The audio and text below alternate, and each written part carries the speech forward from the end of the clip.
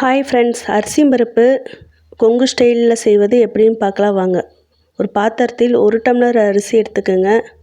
1/2 tumbler பருப்பு சேர்த்துக்குங்க. 1/2 மணி நேரம் நல்லா ஊற வைங்க. வெங்காயம் தக்காளி கட் பண்ணி எடுத்துக்கோங்க. ஸ்டவ் ஆன் பண்ணி குக்கரில் தேவையான அளவு ஆயில் சேர்த்துக்குங்க. ஆயில் சூடானதும் 1/4 டீஸ்பூன் கடுகு, 1/4 டீஸ்பூன் ஜீரகம் சேர்த்துக்குங்க. கருவேப்பிலை ஒரு கொத்து சேர்த்துக்குங்க.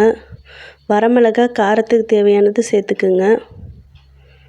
வரமிளகாவும் பச்சை மிளகாய் 4-5 பூண்டு சேர்த்துக்குங்க. பெரிய சைஸ் வெங்காயம் 2 சேர்த்துக்குங்க. நல்லா வதக்கி விடுங்க. மீடியம் சைஸ் தக்காளி 2 சேர்த்துக்குங்க. சேர்த்து நல்லா வதக்கி விடுங்க.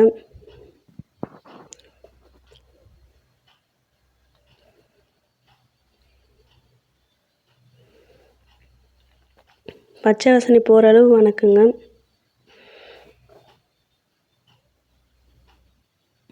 சாம்பார் தூள் 1 ஸ்பூன் சேர்த்துக்குங்க.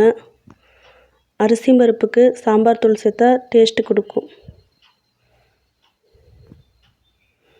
1/4 டீஸ்பூன் மஞ்சத்தூள் சேர்த்துக்குங்க. தேவையான அளவு தண்ணீர் சேர்த்துக்குங்க. நான் 1 டம்ளர் அரிசிக்கு 3 டம்ளர் தண்ணி சேர்த்துக்கிட்டேன்.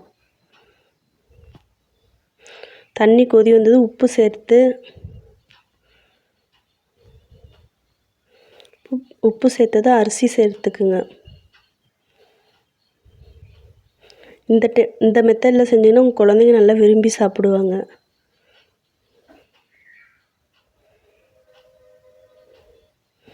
கொத்தமல்லி மேலே தூவிக்குங்க. குக்கர் மூடி போட்டு 3 விசில் விட்டு எடுங்க. விசில் வந்ததும் தேங்காய் எண்ணெய் ஒரு மூடி ஊற்றிக்குங்க. மேலே ஊற்றி நல்லா கிளறி விடுங்க. கிளறி விட்டதும் அரிசி பருப்பு ரெடி. வீடியோ பிடிச்சிருந்தா Sugan life style channel like பண்ணுங்கள், சப்ஸ்கிரைப் பண்ணுங்கள். ஓகே, அடுத்த வீடியோவில் பார்க்கலாம்.